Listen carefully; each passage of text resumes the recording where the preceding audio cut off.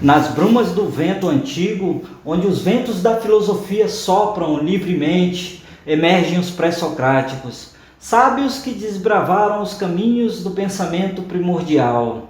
Sob o céu estrelado da Grécia ancestral, suas mentes inquietas dançavam entre o mito e a razão, buscando desvendar os mistérios do universo.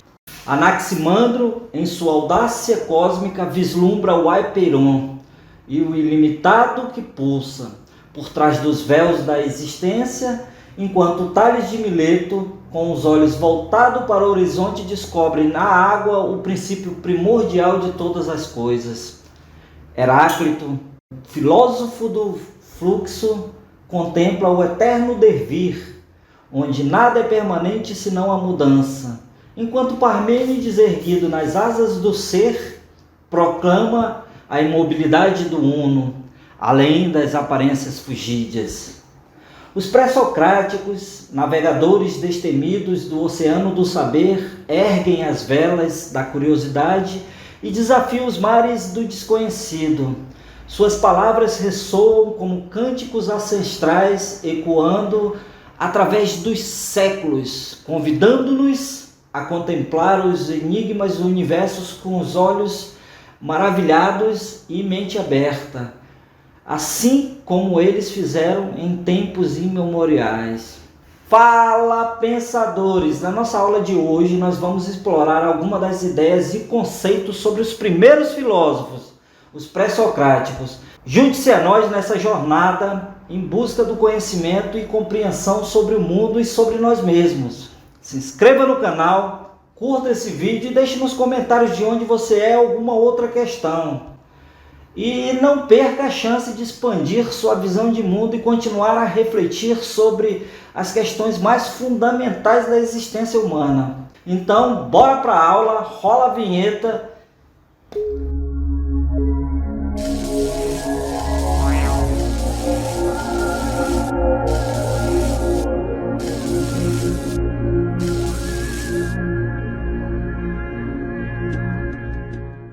Os pré-socráticos são considerados os primeiros filósofos ocidentais. Como o nome indica, eles são os filósofos que vieram antes de Sócrates, o que não é bem verdade, né?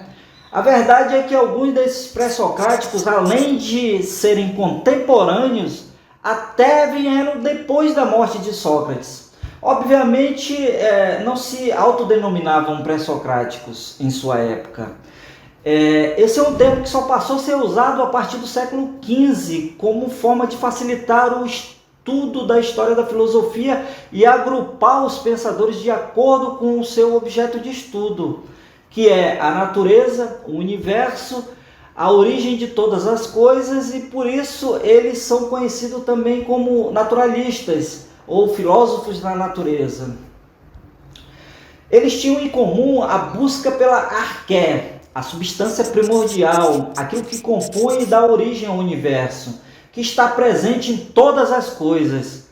Mas não é só pela imensa importância que Sócrates teve na filosofia ocidental que os pré-socráticos são menos estudados ou menos conhecidos e agrupados de uma forma mais genérica. Isso acontece principalmente porque temos pouco material de estudo sobre eles. A verdade é que nenhum de seus textos sobreviveu na íntegra. O que sabemos sobre o pré-socrático fica por conta das doxografias, que vem do grego doxa, que significa opinião, mas grafia, que significa escrita. São fragmentos e relatos das ideias de um autor por meio da obra de outros autores. Mesmo assim, a importância e a influência que eles tiveram para o pensamento ocidental é imensurável. Dos pré-socráticos se destacam alguns nomes que podem ser separados por escola. A primeira escola é a jônica, da qual faz parte Tales de Mileto, Anaximandro e Anaximene. Tales de Mileto é considerado o primeiro filósofo, além de matemático, engenheiro, astrônomo e outras coisitas mais. Ele é quem dá início ao que seria chamado de investigação principal dos pré-socráticos, tanto ao tema que tem essa investigação persegue, quanto ao método pelo qual é feita. O tema é a cosmologia, o estudo acerca do universo e sua origem. Mas o mais importante mesmo é o método, a investigação feita por meio da razão, usando a observação e o raciocínio lógico. Rompendo com a mitologia e as lendas, Tales viajou por diversos territórios e por onde andava ele observava o funcionamento da natureza. Daí ele percebeu que no deserto a vida era escassa, enquanto nas margens do rio Nilo a vida era abundante. Os animais que precisavam de água, as plantas precisavam de água, a água se move, a água se transforma em estado líquido, gasoso e sólido. Então ele concluiu que a arqué, a substância primordial, é a água. Ou seja, a água está em tudo e tudo vem da água. E por mais absurdo que essa teoria pareça, a princípio, foi incrivelmente avançado para aquela época. Analisamos bem. O nosso planeta tem mais ou menos 70% de água. E o nosso corpo tem cerca de 60% de água. Mas eles não tinham conhecimento disso na época, não tinha como saber. Mas mesmo assim é bom reforçar que a conclusão não é tão importante quanto o método. A observação e o raciocínio lógico parece uma contribuição singela, mas foi uma das mais importantes contribuições da história da humanidade. Foi a partir dessas mudanças de paradigmas que tivemos o início da ciência. Tales foi um homem notório. Ele formulou o famoso Teorema de Tales, que é usado até os dias de hoje, e com o qual ele conseguiu medir a altura de pirâmides pela sombra no chão. Ele foi capaz de prever eclipse solar com conhecimento que adquiriu durante suas viagens. Tudo isso fez com que Tales virasse um símbolo da sabedoria. Seguindo a busca pela arqué, outros filósofos pré-socráticos chegariam a conclusões diferentes. Anaximandro, discípulo de Tales, disse que a substância primordial não era a água e definiu a arqué como o apeiron, que significa ilimitado, indefinido, infinito. Essa substância surge do conflito entre os opostos, o úmido e o seco, o quente e o frio, o claro e o escuro. Já o seu discípulo Anaximênides discorda dos dois filósofos e diz que a arqué é o ar. Pela sua lógica, Tales tinha um bom ponto de vista para mostrar a importância da água, que em poucos dias, sem água, nós morremos. Já o seu discípulo Anaximênides discorda dos dois filósofos e diz que a arqué é o ar. Pela sua lógica, Tales tinha um bom ponto para mostrar a importância da água, porque em poucos dias sem água nós morremos. Mas quanto tempo aguentamos sem o ar? Segundo ele, o ar que respiramos estaria em tudo e ocuparia todos os lugares, tomando a forma que fosse necessária. Além disso, ele acreditava que, assim como nossa alma era ar e nos mantinha unida, também tudo deveria ser ar. Obviamente, todos os filósofos tinham uma fundamentação lógica bem mais elaborada do que parece. Bom, mas vale ressaltar que não é porque uma teoria é consistente que ela é verdadeira. Seguida temos a escola pitagórica, cujo principal nome, obviamente, é Pitágoras. Bom, de acordo com Pitágoras, o arqué são os números.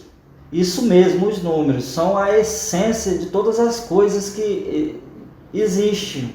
Não a grafia, não o que você está vendo na tela, mas simplesmente a representação dos números.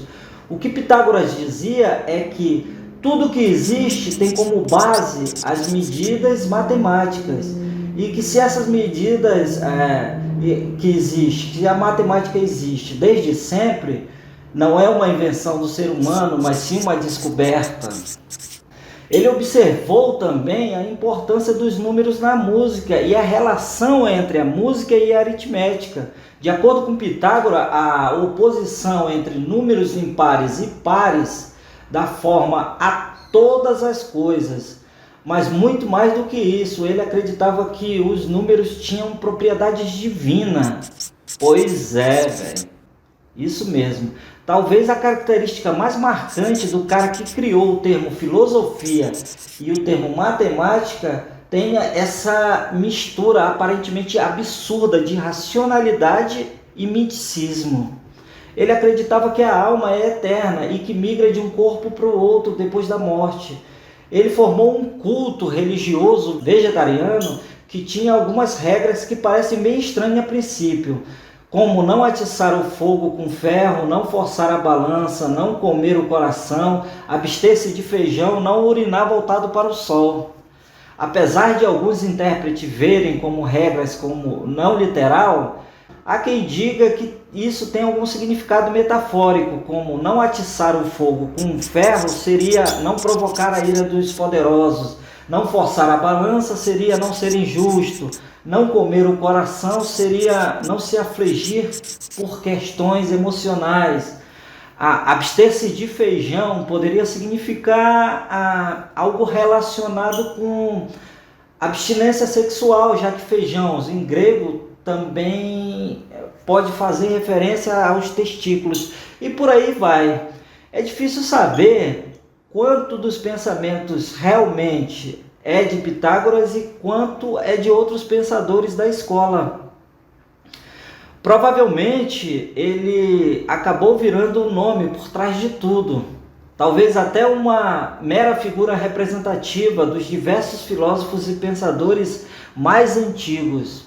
Um exemplo disso é o Teorema de Pitágoras, que, como já vimos, ao que tudo indica, já era usado pelos babilônios muito antes. Independentemente disso, poucos foram os pensadores tão influentes quanto Pitágoras. Aparentemente, ele propôs pela primeira vez que o mundo eterno, que se revela somente ao intelecto, é superior ao mundo sensorial, ao que mais tarde ficaria famoso na filosofia de Platão, como o mundo das ideias, e o que viria a influenciar o pensamento ocidental. Até os dias de hoje, os avanços pitagóricos na matemática foram fundamentais para o desenvolvimento filosófico e científico. Ele foi frequentemente elogiado por teólogos cristãos pela sua conduta, disciplina, moralidade e humildade, que é reforçada pelo fato de nunca ter se considerado um sábio, mas sim um amante da sabedoria, de onde surgiu o termo filosofia, aliás. Além de supostamente ter escrito os famosos versos de ouro, uma combinação de 71 versos e ensinamentos morais escritos em métrica poética. Ele também foi o cara que propôs que a Terra era esférica, isso há mais de 500 anos antes de Cristo. Coisa que muita gente ainda não entendeu 2.500 anos mais tarde. Então chegamos à briga mais importante do período pré-socrático. Chegamos à briga mais importante do período pré-socrático. De um lado, o ermitão, mal-humorado, misantropo, Heráclito de Efésios, ou obscuro. Do outro lado, o milionário, poeta, aristocrata, Parmênides de Eleia. Alguns consideram que Heráclito fez parte da escola jônica, a mesma de Tales. Outros dizem que a sua escola é a escola de Éfeso. Em seu tempo, Heráclito ganhou o título de obscuro pela forma enigmática como escrevia, fazendo com que fosse de difícil interpretação até mesmo para os gregos da época. Apesar de ter nascido em uma família ilustre, ele renunciou à riqueza e foi viver parte de sua vida como um ermitão, o isolado nas montanhas. Ele desprezava seus contemporâneos e boa parte dos seus conterrâneos também. Incompreendido e mal-humorado, ele é erguido por muitos filósofos como um dos mais importantes e geniais dos pré-socráticos. A arqué, segundo Heráclito, é o fogo, mas vale aqui abrir uma ressalva, que o fogo pode ter um sentido metafórico ou literal. Ele poderia realmente acreditar que o fogo literalmente deu origem a tudo que existe no universo, ou simplesmente ter usado o fogo como uma forma de ilustrar a sua filosofia de mudanças constantes e eternas. Há quem argumente que essa análise poderia ser feita para qualquer um dos filósofos, mas Heráclito é quem abre mais margem para a interpretação. Nada é muito simples quando se fala do filósofo obscuro. Uma das suas principais e mais famosas ideias é o pantarrei, que significa algo como tudo flui. De acordo com Heráclito, nada permanece o mesmo. As coisas mudam o tempo inteiro, daí deriva a célebre passagem de que um homem não pode entrar 2 vezes no mesmo rio, fazendo alusão ao fato de que a segunda vez nem o rio nem a pessoa serão mais as mesmas. Por exemplo, quando você começou a assistir essa aula, você era uma pessoa. E agora, no decorrer da aula, você já é outra pessoa. Heráclito era considerado o pai da dialética, que apesar de ter várias as definições, nesse caso se refere à constante luta entre os opostos, entre o ser e não ser. Daí surge a unidade dos opostos. Segundo o filósofo, a guerra é a mãe de tudo. Sem o embate entre os opostos, nada existiria. O universo, as pessoas, as ideias, abre aspas. O caminho para cima é o mesmo caminho para baixo, são únicos. Fecha aspas. Talvez dando continuidade ao Apeiron de Alexandro, ele diz que existe uma unidade, mas que ela só é composta pelo conflito entre os opostos. O macho e a fêmea, a saúde e a doença, o forte e o fraco. Sem um, o outro não pode existir. Pense na harmonia de uma música. A melodia só se forma pelo contraste entre as notas mais agudas e as notas graves. Se todas as notas fossem iguais, não existiria a melodia. É importante entender a ideia central da filosofia de Heráclito, o constante devir. Somos e não somos ao mesmo tempo, porque estamos sempre em estados de vir a ser. E é aí que entra Parmênides e a briga começa. Ele diz que o ser e o não ser não é o ponto, ou seja, é impossível que exista o nada, que exista o não ser. Seria uma contradição lógica. A partir do momento que exista, já deixa de ser nada. Não podemos falar, não podemos sequer pensar no nada. Só conseguimos conceber o que existe. Ora, é possível que algo deixe de ser?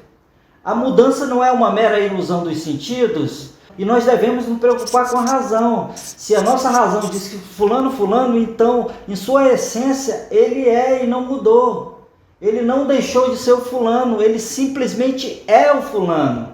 Segundo Parmênides, existe a doxa, ou a via da opinião, e a aletheia, a via da verdade. Parmênides coloca Heráclito na via da opinião. A opinião pouco importa, e essas opiniões não se constituem verdade alguma. Parmênides diz que Heráclito acredita que as coisas mudam porque é enganosa pelos seus sentidos. Então ele usa a razão. Já a via da verdade, na qual Parmênides se coloca a si mesmo, ele diz que as coisas são em essência unas e imutáveis, e se é impossível que o nada exista, o ser sempre foi. Em outras palavras, simplesmente não existe um começo para o universo, ele sempre existiu. Platão mais tarde tentaria conciliar as duas ideias, a impermanência de Heráclito e a permanência de Parmênides, puxando, é claro, um pouco as brasas para a sardinha de Parmênides. Mas a verdade é que o debate se mantém vivo até os dias de hoje. E falando em Platão, contam que histórias que um pré-socrático foi um inferno na vida dele. O nome desse pré-socrático foi Demócrito. Dizem que Platão chegou até tentar querer queimar todos os escritos de Demócrito, o que faz sentido, já que as ideias dos dois filósofos sempre contrastaram. E essa atitude não seria estranha a Platão. Demócrito é influenciado pelo seu mestre, Leucipo, que defendia que as questões da física devem ser respondidas com uma explicação mecanicista. Tipo, o que causou isso? De que forma? Isso sem usar argumentações especulativas e teológicas. como qual é o propósito desse acontecimento em relação ao universo. Se podemos responder às perguntas sem recorrer a especulações, devemos fazê-las. Supostamente, ele teria testado algumas de suas hipóteses como forma de validar o que propunha, uma espécie inicial de método científico.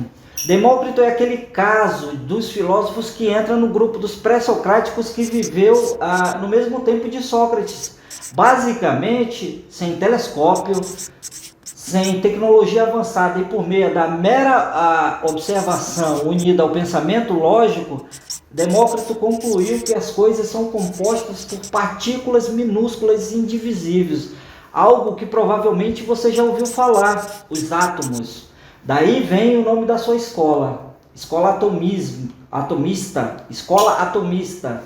Né? A palavra átomo vem do grego, que seria tipo não divisão, que não pode ser cortado. De acordo com Demócrito, tudo que existe é composto pelo vazio e pelos átomos. E esses átomos se juntam acidentalmente e formam as coisas, e diferentes coisas seriam compostas por átomos de diferentes formatos e características. Vou citar aqui um exemplo. O aço teria formatos de ganchos devido à sua solidez. A água seria átomos mais lisos e escorregadios. E o ar teria átomos pequenos e não muito ligados.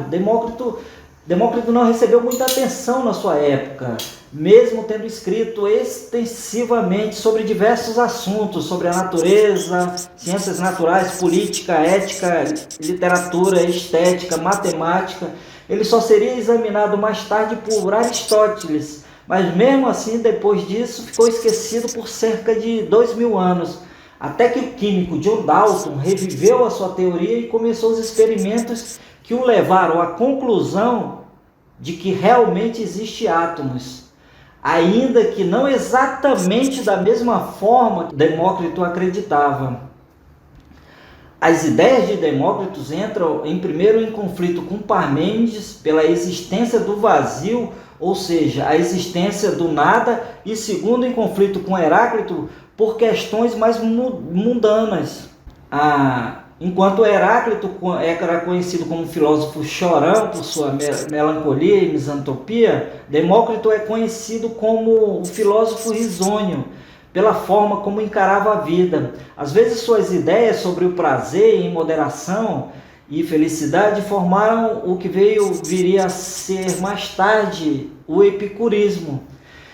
Então, sem microscópio, sem foguetes, sem satélites, sem laboratórios de alta tecnologia, os pré-socráticos chegaram a conclusões sobre os átomos, sobre o formato esférico da Terra, tiveram uma imensa contribuição à matemática, iniciaram uma forma de pensamento científico, romperam com explicações místicas acerca da realidade.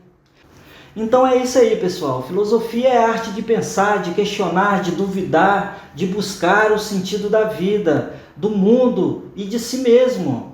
Filosofia é a ciência do saber, de argumentar, de analisar, de compreender a lógica, a ética, a estética, a metafísica. Filosofia é o convite ao diálogo, de ouvir, de falar, de respeitar a diversidade, a pluralidade, a complexidade. Filosofia é o desafio de aprender, de ler, de escrever, de refletir sobre os grandes pensadores, as grandes ideias e as grandes questões da humanidade. Se você se interessou por esse tema, não deixe de curtir, se inscreva no nosso canal e até a próxima aula.